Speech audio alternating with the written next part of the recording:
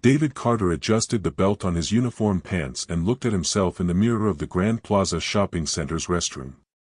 45 years old, gray hair at his temples, tired eyes of a man who had gotten up at 5 in the morning for 12 years straight to be at work by 7.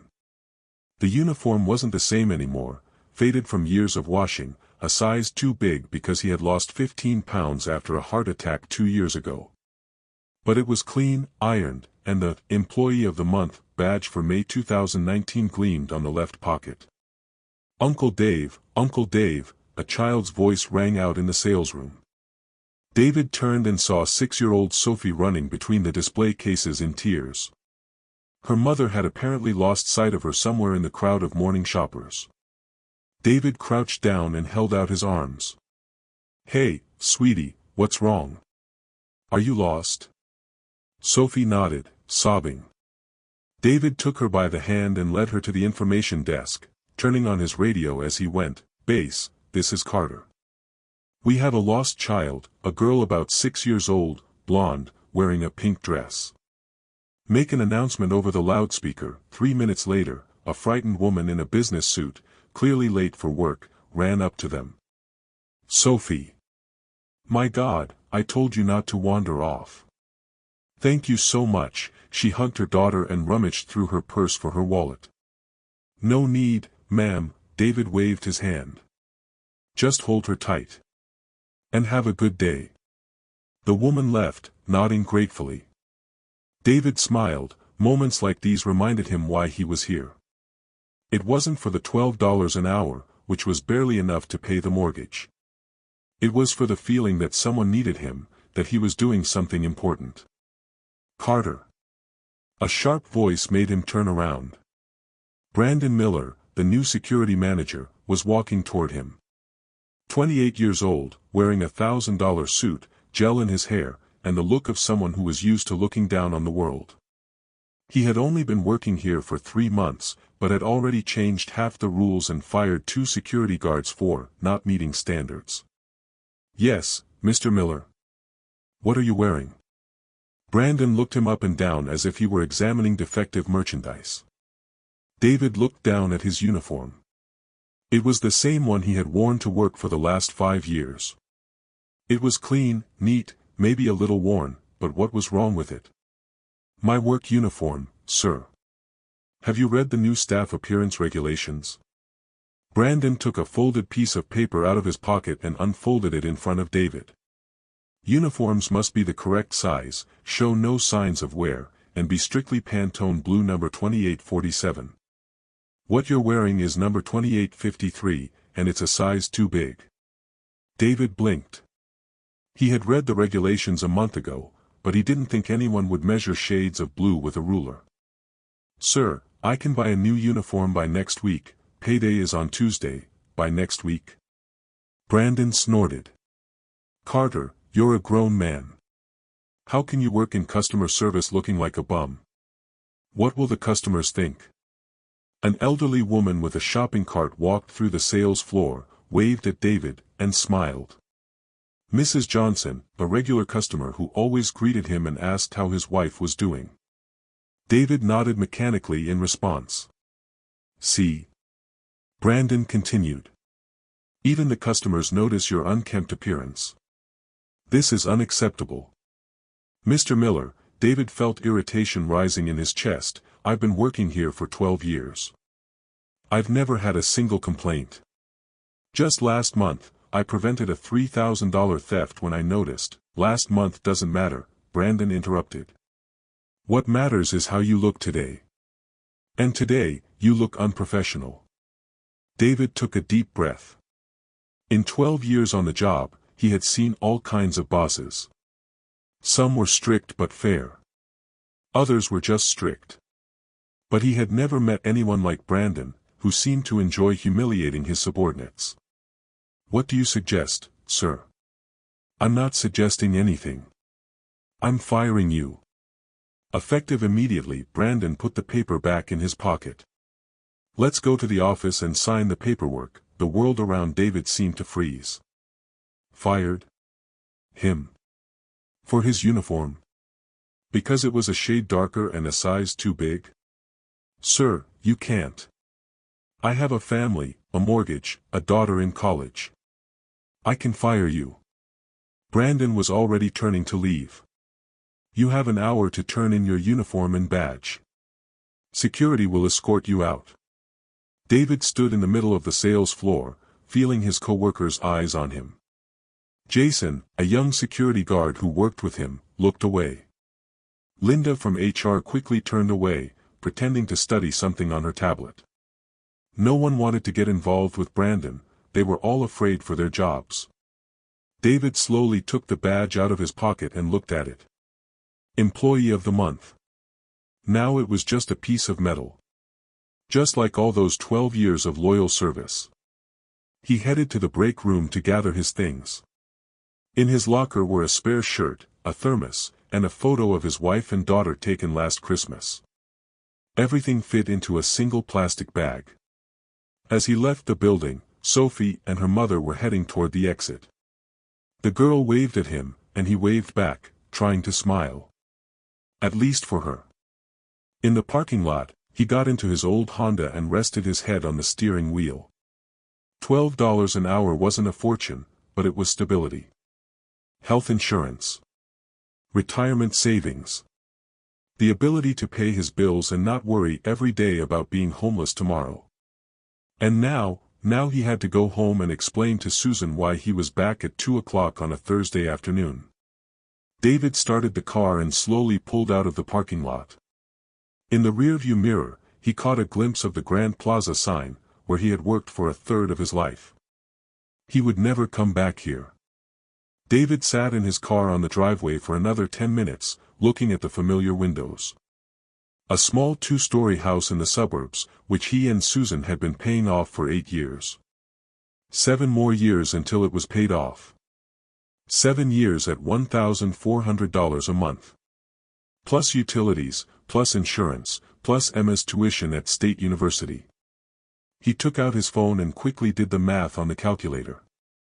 His savings would last 2 months. 3 at most, if he cut everything back to the bare minimum. And then what? Unemployment. $200 a week. You can't even buy groceries on that. David took a deep breath and got out of the car. On the porch were pots of petunias that Susan had planted in May. Purple, bright, blooming. Like in that former life that had ended 2 hours ago. He unlocked the door and immediately heard his wife's voice from the kitchen. Dave. You home so early? Did something happen? Susan appeared in the doorway, drying her hands with a kitchen towel. 43 years old, blonde hair tied back in a ponytail, wearing jeans and a t-shirt that read, World's Best Mom. She worked as a dental assistant 3 days a week, and today was her day off. Hi, Suz. We need to talk. Something in his voice made her freeze. The towel fell to the floor. Dave, you're scaring me. What's wrong? I got fired. The words hung in the air between them. Susan blinked several times, as if she hadn't heard him. What? What do you mean, fired? For what? For my uniform. It wasn't the right shade of blue. You're joking. I wish I were. Susan slowly sank into a chair at the kitchen table. The same table where they had eaten breakfast that morning, discussing their plans for the weekend. They had wanted to go to the lake for a picnic. It seemed like a lifetime ago. But you've been working there for 12 years. You've never had any problems.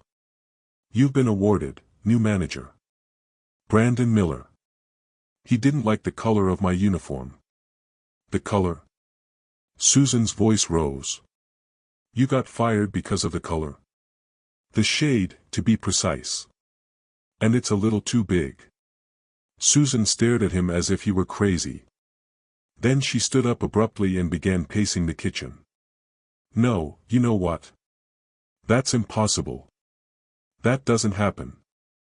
People don't get fired for the color of their uniform. What did you really do? Susan, what did you do, David?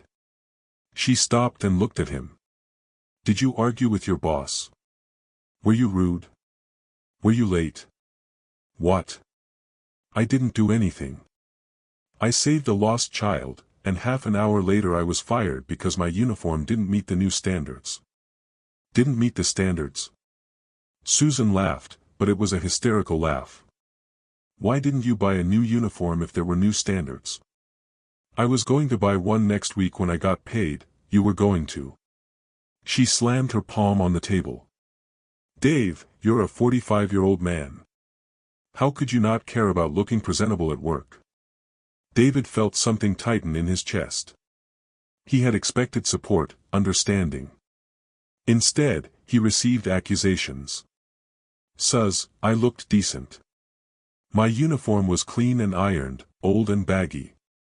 She shouted. My God, Dave, don't you understand that these days you have to take care of yourself? Show that you're a valuable employee. I've been a valuable employee for 12 years, you were. That's in the past. Susan sat down at the table and grabbed her head. God, what are we going to do now? The mortgage is due in a week, Emma's insurance expires at the end of the month, and my job. Dave, we can't survive on my salary until New Year's at best. David approached her and wanted to put his arm around her, but she pulled away. Don't touch me. I need to think. The front door slammed, and Emma entered the house. 20 years old, brown hair, jeans, and a t-shirt with a university logo. She was on summer vacation and working part-time as a waitress at a local coffee shop. Hi, Mom, hi, Dad. What's going on here? I can hear shouting from the street. Susan and David exchanged glances. Emma looked at them in turn and sat down on a chair opposite them. Okay, spill it. What happened? Your father was fired, Susan said in a tone that sounded like she was reporting a natural disaster. What? How? For his uniform, David replied. It was the wrong color, Emma frowned. Seriously? You got fired for the color of your uniform, yes. That's ridiculous. You can sue them for wrongful termination. Sue them for what? Susan interjected. What are we going to pay a lawyer with? We only have 2 months' worth of savings. Mom, calm down. Dad will find another job. What job? Susan stood up and started pacing around the kitchen again. He's 45 years old, he doesn't have a college degree, he's been a security guard for 12 years. Who's going to hire him? Lots of people will hire him, Emma said. Dad, you're a good man, a responsible worker, that doesn't matter. It doesn't matter. Susan turned to her daughter. It doesn't matter. They're hiring young people now, not older men without an education. Mom, don't yell at Dad, I'm not yelling. I'm just trying to explain to you that we're on the brink of disaster. David got up from the table. He felt as if he were drowning. The family that was supposed to support him was instead accusing him of failing to foresee the injustice. I'm going for a walk, he said. Sure, go ahead, Susan didn't turn to him. Run away from your problems, like you always do. I'm not running away from problems, you are. She turned around, and he saw tears in her eyes. You always run away. When you had a heart attack, you refused to see a doctor for 6 months. When we had problems with our mortgage, you stayed late at work just so you wouldn't have to talk about it at home. And now you couldn't even buy a uniform on time. David stood at the door and looked at his wife. They had been together for 22 years. For 22 years, he had gotten up every day, gone to work, brought home a paycheck, and tried to be a good husband and father. And now, on the first day of real trouble, she was accusing him of all the sins in the world. Emma, say something to your father, said Susan. Maybe he'll listen to you. Emma looked at her father, then at her mother, then back at her father. Dad, I don't know what to say. This is really serious. Yes, David nodded. Very serious. He took his car keys and left the house. Behind him, he heard his wife and daughter discussing how to cut back on expenses, what things they could sell, and who they could turn to for help. No one discussed how to support him. David got into the car and started the engine. He had nowhere to go. He didn't want to go to a bar, too expensive. He was ashamed to see his friends. All that was left was the shopping center where he no longer worked and the empty roads of the suburbs. He chose the roads. David drove down familiar streets, not knowing where he was going. Identical houses with neat lawns, school buses, and moms with strollers floated by. It was the ordinary American life from which he had suddenly been cut off. It was as if he were looking at it through glass. He could see it, but he couldn't touch it. His phone rang. The screen lit up with "Susan." David stared at the call until it stopped. A minute later, a message arrived: "Dave, come home. We need to talk calmly." Calmly. Yeah, right. Calmly discuss how he ruined their lives because of an old uniform. David turned toward the Millfield River. There was a parking lot for fishermen, usually empty on weekdays. He parked by the water and turned off the engine. The September sun was setting, painting the water golden red. It was beautiful. He used to fish here with Emma. She was little, about 8 years old, sitting seriously with her fishing rod and asking why the fish weren't biting. "Because they're smart, princess. They can see we're amateurs." Emma laughed then. Now she looked at him like a loser who couldn't even buy a uniform on time. David took out his phone and started scrolling through his contacts. He needed to find a job. Right away. Mike Rodriguez, he used to be a warehouse manager at a construction company. David pressed the number. "Mike? Hi, it's Dave Carter." "Yes, from the mall." "Listen, do you know if you have any openings, Dave, buddy, how's it going?" "Openings? What, are you having problems at work? I got fired today." "Can you believe it, because of the color of my uniform?" Silence on the other end of the line. "Because of the color of your uniform? Are you serious?" "Absolutely. The new manager decided my shade of blue wasn't right." "Damn, bro, that's crazy. Listen, we don't have any openings right now, but I'll ask around. I'll let you know if anything comes up." "Thanks, Mike." David hung up and dialed the next number. Tom Jackson, a master mechanic at an auto repair shop. "Tom. Dave Carter. Listen, I need a job, Dave. I'm glad you called. I was just about to tell you, Linda from your mall called. She said you got fired today. It's total bullshit, to be honest. News travels fast. You know how it is in this town. Everyone knows everyone. Listen, I don't have any openings, but try the car wash on 3rd Street. I heard they need people." A car wash. $9 an hour. Even working 12 hours a day, it would be less than what he made as a security guard. David called a few more acquaintances. The result was the same: sympathy, promises to ask around, but no concrete offers. There weren't many jobs in a small town, and even fewer good ones. The sun was setting. David looked at the water and thought about how quickly life could fall apart. In the morning, he was a stable family man with a steady job. In the evening, he was an unemployed loser whose own family had turned their backs on him. The phone rang again. Unknown number. "Hello. Mr. Carter. This is First National Bank. My name is Jennifer Smith. We have a question about your mortgage payment. It was due the day before yesterday, but we haven't received it." David closed his eyes. Of course. He was going to pay tomorrow, after he got his paycheck. Which he now wouldn't be getting. "Miss Smith, I'm having some temporary financial difficulties. I'll be able to pay in a few days."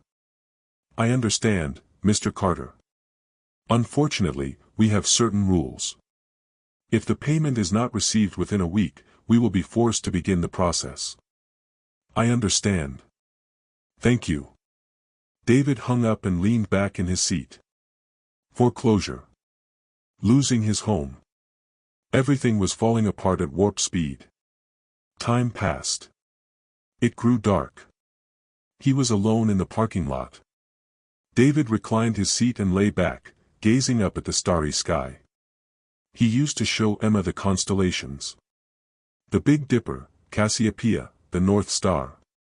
"Daddy, why don't the stars fall?" "They do sometimes, princess. But very rarely." I wonder what little Emma would have said if she had known that her dad was a falling star. Around midnight, it dawned on him that sleeping in his car in a parking lot was no longer just an escape from his problems. It was the beginning of a new reality. The reality of a man with nowhere to go. David started the car and drove slowly home. Maybe Susan had calmed down. Maybe they could talk like human beings. The house greeted him with dark windows. Only the bedroom light was on. David quietly opened the door and went into the living room. There was a note from Susan on the coffee table, food in the fridge. "Let's talk in the morning." He heated up the leftover lasagna from yesterday in the microwave and sat down to eat in the dark. He could hear muffled voices through the wall. Susan was talking on the phone with her sister Carol. They were probably discussing how to find him a job quickly. Or how to survive the financial disaster. "No, Carol, I don't know what to do. He worked there for 12 years, and they fired him because of his uniform." "Because of his uniform, you understand?" "Yes, I understand he should have been more careful. But it's still unfair. I don't know, maybe we should move in with my mother in Texas until he finds something." Move in with his mother-in-law in Texas. David smiled wryly. The final destination for a loser's career, living on his mother-in-law's couch at the age of 45. He finished his lasagna, washed his plate, and quietly went up to the bedroom. Susan was lying with her back to the door, pretending to be asleep. David lay down next to her, trying not to make a sound. "Dave?" she called softly. "Yes. I'm sorry I yelled. I was just scared." "It's okay. Are you going to look for a job tomorrow?" "I'm already looking." "Good." She turned to him. "We'll be okay, right? We'll figure something out, won't we?" David stared at the ceiling. Would they be okay? Maybe. If he found a job in the next few weeks. If the bank didn't foreclose on the house. If Emma's health insurance didn't run out before he found a new job. A lot of ifs. "Yes," he said. "We'll manage." Susan moved closer and rested her head on his shoulder. For the first time that day, he felt something like warmth. But sleep wouldn't come. David lay there thinking about how he would have to look for a job again tomorrow. Call, beg, humiliate himself. Explain to potential employers why a 45-year-old man was fired for the color of his uniform. And somewhere deep down, a strange thought was forming. The thought that Brandon Miller had destroyed his life in one fell swoop, without even bothering to come up with a decent reason. Just because he could. Just because he wanted to show his power. And it was unfair. Damn unfair. David woke up at 4 a.m. from a nightmare in which Brandon Miller burned down his house while his family stood by and applauded. His shirt was stuck to his back with sweat. Susan was sleeping peacefully next to him, and he envied her. At least one of them could forget about it all. He got up carefully and went to the kitchen. He turned on the coffee maker and sat down at the table where the family scandal had unfolded yesterday. On the table was a stack of bills that Susan had laid out after he left. Utilities, insurance, car loan, Emma's tuition. The red numbers added up to $3,000 in mandatory monthly payments. That didn't include food, gas, or medicine for Susan. David drank his coffee and stared at the numbers. Even if he found a job tomorrow, he wouldn't get his first paycheck for another 2 weeks. And the bills weren't going anywhere. At 7 a.m, he was already in his car, ready for another day of job hunting. His first stop was the car wash on 3rd Street. The manager was a guy in his mid-20s wearing expensive sneakers who looked at David as if he were begging for money. "Do you have any experience working at a car wash?" "No, but I'm a quick learner, we're looking for young guys. The work is physically demanding. I'm in good shape for my age." "For your age," the guy repeated and shook his head. "Sorry, we need more energetic employees." "A construction company. A supermarket. An auto parts warehouse." Everywhere he went, the answer was the same: "We'll get back to you," which meant, forget our address. By lunchtime, David realized that in a small town, it was almost impossible for a 45-year-old man with no special skills to find a job. He was sitting in his car near the last place he had visited, a small furniture factory, where he had also been politely shown the door. His phone rang.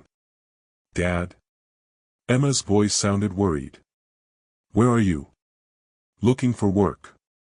"Why?" "Come home. Quickly." "What's wrong?" "Just come home, please." David rushed home in 10 minutes. Emma met him at the door with a grim face. "The university called. If we don't pay the rest of the semester by Monday, I'll be expelled." "How much do you need?" $2,000. David sat down on the front steps. $2,000. They had $1,200 in their account. "Dad, maybe I should take a leave of absence. I'll work for a year, save up some money." "No," David stood up.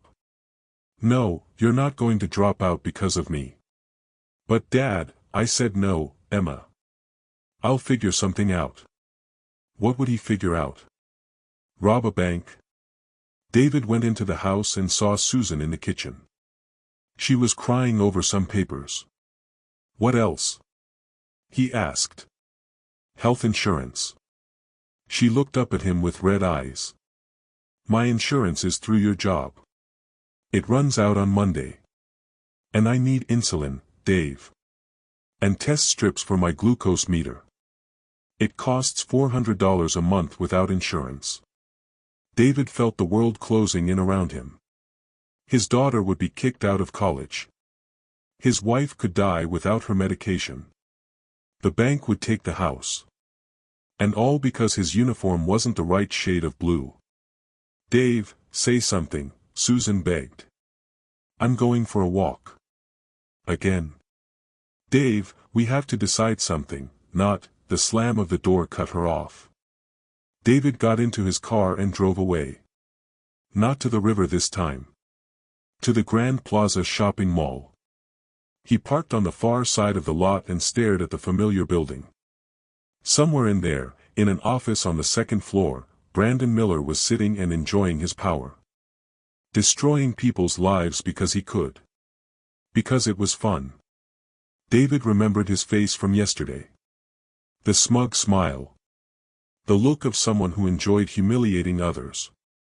What will the customers think?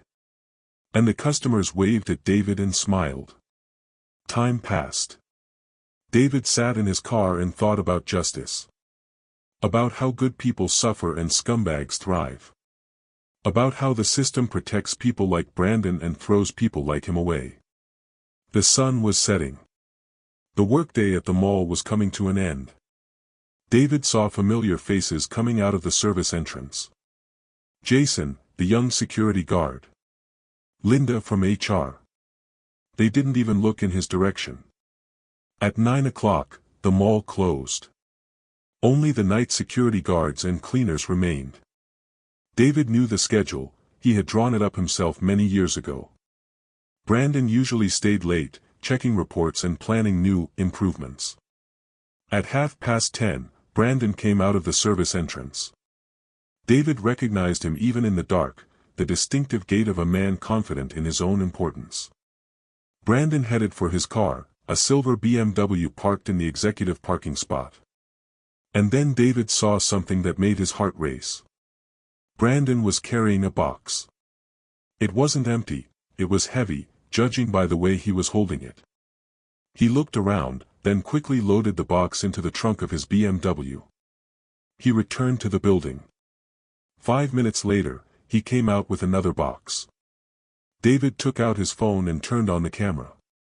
Zooming in, he could see that the boxes contained merchandise. He could make out packages of electronics, clothing, and cosmetics. Goods from the shopping center that Brandon had loaded into his car at midnight. A thief. Brandon Miller, who had fired him for not meeting standards, was stealing from the store himself. David filmed everything. How Brandon carried the boxes out. How he loaded them into his car. How he looked around to make sure no one was watching. Perfect evidence of theft. Brandon loaded 4 boxes and was about to leave. David sat in his car, holding his phone with the recording, wondering what to do next. Call the police. Send the recording to the mall management. Post it online. And then it dawned on him. He had leverage against the man who had ruined his life. Maybe he should talk to Brandon in person. Explain the situation. Show him that his dismissal was unfair. Maybe Brandon would understand and give him his job back. Or he could demand compensation for moral damages. The same $2,000 he needed for Emma's education. David started the car and drove after the BMW. Brandon was in no hurry, apparently. He was sure no one had seen him. He drove along his usual route toward the upscale neighborhood where he lived. But instead of turning toward his house, Brandon turned back toward the shopping center. He parked at the service entrance and got out of the car. David parked in the shade and watched. Brandon took out his keys and entered the building. What was he doing there? Was he taking more goods? Or covering his tracks? David waited 5 minutes, then got out of the car and approached the service entrance. The door was ajar. He pushed it open and went inside. The building was dark and quiet. Only the emergency lighting and the sound of an elevator somewhere in the distance could be heard. David knew this building like the back of his hand. He had walked these corridors for 12 years. He climbed the stairs to the second floor, where the offices were located. The only light was in Brandon's office. David walked over to the door and peered through the crack. Brandon was sitting at his computer, typing something. He was probably correcting the inventory reports to cover up the theft. David knocked on the door. "Come in," Brandon replied without looking up. David entered. Brandon looked up, and his face turned white. "Carter? What the hell are you doing here?" "Hello, Mr. Miller. I need to talk to you. You have no right to be in this building." "I'll call security." "I don't think that's necessary." David took out his phone and showed him the screen. "Let's talk about what you were loading into your car half an hour ago." Brandon looked at the screen, and his face turned even paler. "I don't know what you're talking about." "The 4 boxes of merchandise you took from the store and loaded into your BMW. It's all on high-definition video." David sat down in the chair opposite him. "Looks nice. The police will appreciate it." Brandon leaned back in his chair and was silent for a few seconds. Then he smiled. "So what? It's nothing. A few items over the write-off limit. No one got hurt. Except me. You fired me for the color of my uniform. Your uniform was not up to standard. And your theft is up to standard." Brandon stood up and walked over to the window. He stared out at the empty parking lot for a moment. "What do you want, Carter?" "Justice." "There is no justice. There are only those who take and those who give. You've been giving your whole life. Maybe. But now I want to take." "How much?" David thought of Emma, of Susan, of the house that the bank might take away. "Get me my job back." Brandon laughed. "Get you back? Are you serious? After you followed me, filmed me, broke into my office? Then money. $10,000. 10,000. Brandon turned to him. "For what?" "For emotional distress. For ruining my life. For unfair dismissal. Carter, you're not good at this game." Brandon returned to the desk and opened a drawer. Here's what I'll do. Here's $5,000 in cash. He placed a wad of bills on the table. Take it and forget you ever saw me today. David looked at the money. $5,000. That would be enough for Emma's education and Susan's medication. He could take it and walk away. Forget everything. But something inside him protested. It wasn't right. Brandon had destroyed his life because of the color of his uniform, and now he was offering to buy him off with stolen money. No, David said. I want you to leave. Quit. Like they fired me. What? Brandon stared at him. Are you crazy? Maybe. But it's fair. Carter, you don't understand who you're dealing with. Brandon's voice hardened. I have connections. Influence. If you try to hurt me, I'll destroy not only you, but your family as well. My family? Your wife will lose her job. Your daughter will be expelled from college. Your house will be repossessed. I'll make sure you never find work in this town. Brandon leaned across the table. Take the money and go.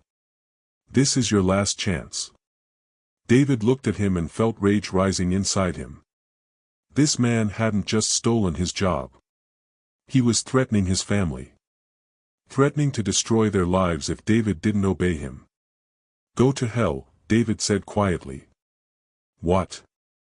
I said go to hell, Miller. Do whatever you want. But I won't take your dirty money. David stood up and headed for the door. Brandon jumped up and grabbed his arm. Stop. We're not done here. We are. Carter, if you walk out of here, I will destroy your family. Do you understand? I know people who. David turned and pushed Brandon in the chest. Brandon let go of his arm and took a step back. Don't touch me. Or what? Brandon pulled out a letter opener from the desk drawer. Or what, Carter? Put that away. No, Brandon held the knife in front of him. You walk into my office, threaten me, and now you're getting physical. You know what? I'm calling the police and telling them you attacked me. Who's going to believe an unemployed loser against a respected manager? David looked at the knife and realized Brandon was right. Who would believe him against a man in an expensive suit with influential connections? Put the knife down, he said. No. Sit down. We'll talk calmly. I said put the knife down. David took a step forward. Brandon swung the knife, but missed. David grabbed his wrist and tried to wrestle the weapon away. They grappled, pushing each other around the office. Let go. Brandon shouted. Let me go. They crashed into a table. Then into a bookcase. Brandon tried to knee him, but David dodged him. The knife fell from Brandon's hands and hit the floor. Now let's talk calmly, David said, breathing heavily. But Brandon didn't give up. He grabbed a heavy glass ashtray from the desk and swung it at David. David instinctively pushed him away. Brandon lost his balance and fell backward. He hit his head on the edge of the table. Then he collapsed on the floor and lay still. David stood over him, breathing heavily.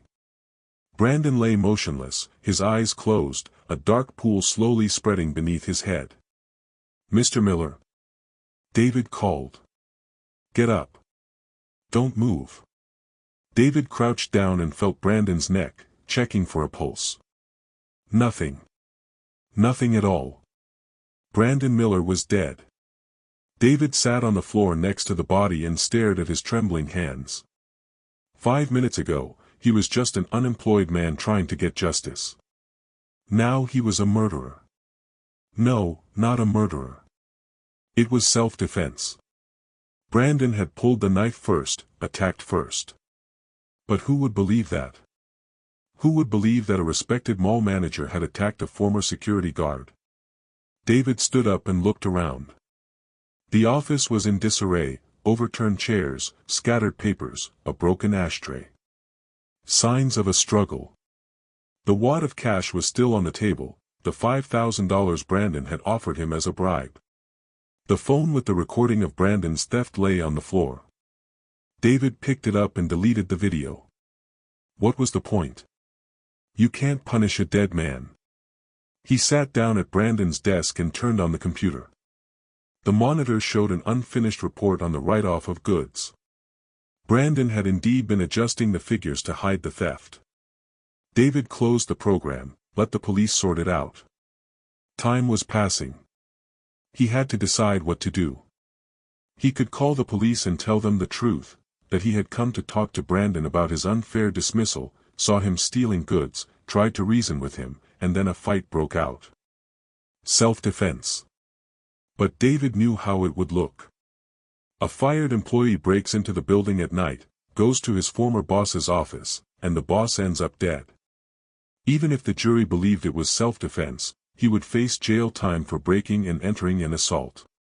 At least 5 years. And what would happen to his family? Susan would be left alone with diabetes and loans. Emma would be expelled from university. The bank would take the house. David took a wad of cash from the table. $5,000. Stolen, but no one could prove it. Enough for Emma's education and Susan's medication.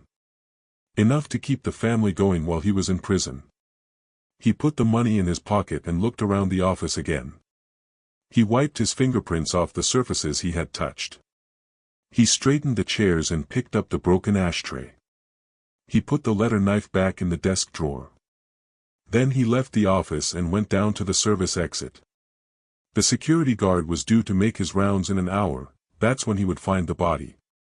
By then, David would be home, in bed next to his wife. He would have an alibi. David walked to his car and got behind the wheel. His hands were still shaking. He took out his phone and dialed the emergency number. Emergency services, how can I help you? I want to report an incident at the Grand Plaza Shopping Center. I think someone has been injured. Please give me your name and phone number. I can't give you my name. I was just driving by and saw a broken window in one of the offices. Maybe there was a robbery. David hung up and threw his phone in the trash. He would buy a new one tomorrow and say he had lost his old one. He arrived home at 1 in the morning. The house was asleep. David quietly went to the bedroom and lay down next to Susan. She woke up. Where were you for so long? I went for a drive. Around town, to the river. What did you decide? Tomorrow I'll start looking for a job again. I'll find something. Susan moved closer to him. Everything will work out, right? Yes, David said, thinking about the $5,000 in his jacket pocket. Everything will work out. In the morning, he was awakened by sirens. Police cars and ambulances were heading toward the shopping center. David got up, made coffee, and turned on the local news. The body of Brandon Miller, security manager at the Grand Plaza Shopping Center, was found in his office last night. The preliminary cause of death is head trauma from a fall. Police are investigating the possibility of an accident, but other possibilities are not being ruled out. My God, Susan stood in the kitchen doorway in her bathrobe. That's the manager who fired you, isn't it? Yes, David nodded. He must have slipped and fallen. That's too bad. There was not a hint of regret in his voice. The next few days were hectic. The police questioned all the employees of the shopping center, including those who had recently been fired. Detective Morris, an elderly man with tired eyes, came to David's home. Mr. Carter, where were you on Thursday night between 10 p.m. and 2 a.m.? At home. Sleeping. Who can confirm that? My wife. We went to bed at 10:30, and she woke up when I came back from a walk around 1 in the morning. A walk? Yes, I drove to Millfield River. I was thinking about how to find a new job. These are difficult times, you understand. The detective nodded understandingly. Then he asked, what can you tell me about Mr. Miller? Nothing good. He fired me because my uniform wasn't the right shade of blue. He was a cruel man, but I wouldn't wish him dead. I see. Thank you for your honesty. The detective left, and the police never came back to see David. A week later, the newspapers reported that Brandon Miller's death had been ruled an accident. He had apparently been working late, slipped, and hit his head on the edge of a table. These things happen. David found a job 2 weeks later as a night security guard at a warehouse. $8 an hour, but it was steady. He spent the stolen money gradually, a few $100s a month. He told Susan it was a bonus for seniority that he had finally been paid. Emma continued her studies at the university. Susan bought insulin and test strips for her glucose meter. They kept the house. Life was slowly getting back on track. Sometimes David would wake up at night from nightmares in which he saw Brandon's dead face. But over time, these dreams became less frequent. Justice had prevailed, albeit in a strange way. A bad man was gone, and a good family had a chance at a normal life. David never told anyone the truth about that night. Even to himself, he preferred to think that it really was an accident. Sometimes memory plays cruel tricks on us, making us believe things that never happened. But the $5,000 in his pocket that night was real. So was the relief he felt when he learned of the death of the man who had ruined his life. Justice doesn't always come through the courts and the law. Sometimes it comes on its own, in a dark office in a shopping mall, when a bad man falls and doesn't get up. And good people, like Uncle Dave, get a second chance. A year after Brandon Miller's death, the Grand Plaza Shopping Center hired a new security manager. A kind middle-aged woman who treated her employees like human beings. David sometimes stopped by to shop and saw the security guards smiling as they did their jobs. That's how it should be, he thought as he bought a birthday present for his daughter. Justice had prevailed.